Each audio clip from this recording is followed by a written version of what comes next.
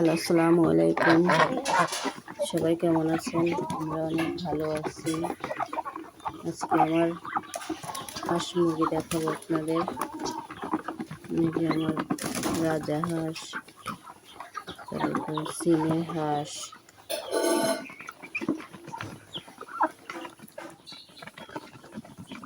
অনেকগুলো হাঁস আছে, মুরগি আছে, কবুতর,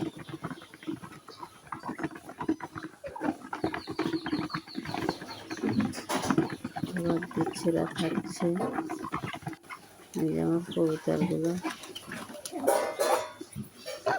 সব খাওয়ার জন্য প্রস্তুত হচ্ছে।